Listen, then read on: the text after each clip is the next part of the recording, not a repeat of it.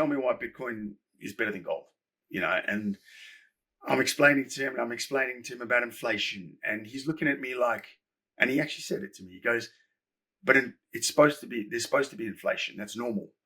And I'm like, no, it's not.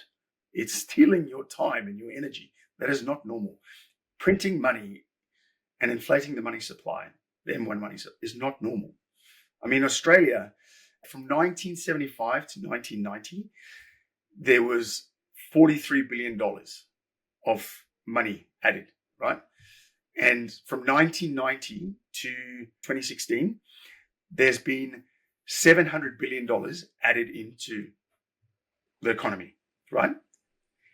Just in the last 5 years, Jake, right, there's been 800 billion. So now it has doubled, right? And what it took over 40 years, it's doubled in 5 years. So, and that's money supply increase of the Australian dollar. Wow. I mean, and people that own real estate will think, crazy. oh, my house has increased over time, and it's beating inflation or whatever. But if your property doubles in value every 10 years, so does the money supply. So is it really? Yeah. Well, and this is when you start looking at charts where you compare, things, for example, you go to Savile Row to buy a men's tailored suit. It's the same price in gold as what a Roman legionary would have paid for a top range outfit in Rome, like in gold, right? So the gold price, if you look at the FTSE 100 in gold, hasn't changed.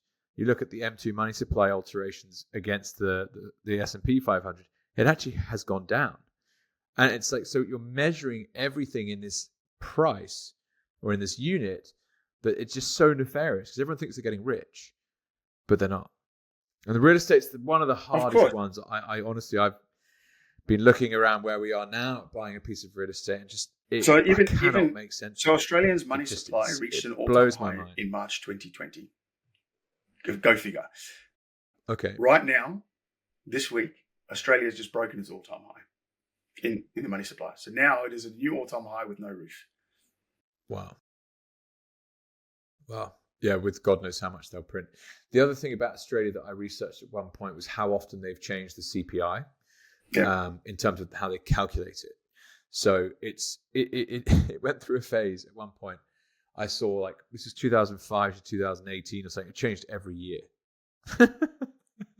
So they were just changing it, as and when they felt like. Every time they had to make a report, they're like, oh gosh, how can we kind of slightly make this a bit different? You're just not measuring apples with apples, basically.